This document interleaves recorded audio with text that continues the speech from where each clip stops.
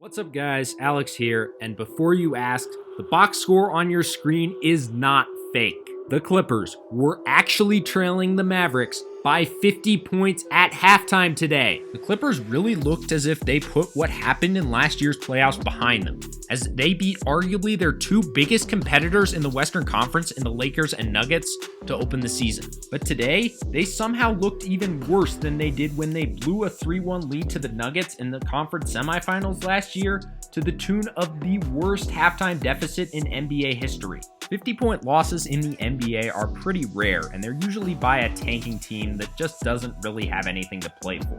But deficits this big at halftime simply don't happen in the NBA. You might see a 77-27 game when a recruiting juggernaut faces a no-name school in college. The NBA is not a completely level playing field, but they do what they can to keep it pretty even. So the deficit itself was extremely rare, but the fact that it was a contending team in the Clippers is even rarer. For this to happen, a team has to be ice cold shooting the ball and has to put forth no effort on defense. Part 1 was pretty obvious, as their star Paul George went 4 for 13 and their sharpshooter Luke Kennard went 3 for 11.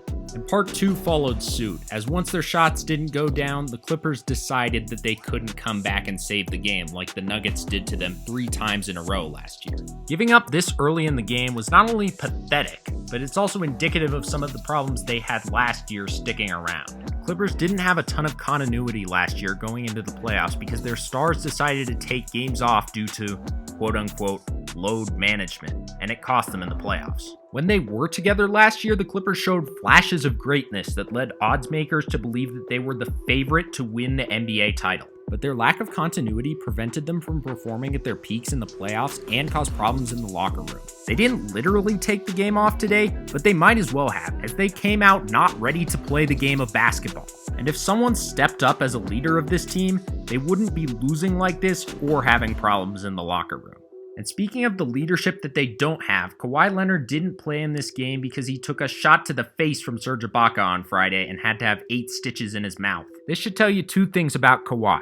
1, the Clippers are a bad team without him, and 2, the Clippers better hope they can extend it. Kawhi took a lot of the blame for the Clippers' early playoff exit last season because he was bad in Game 7 against the Nuggets and non-existent in the second half.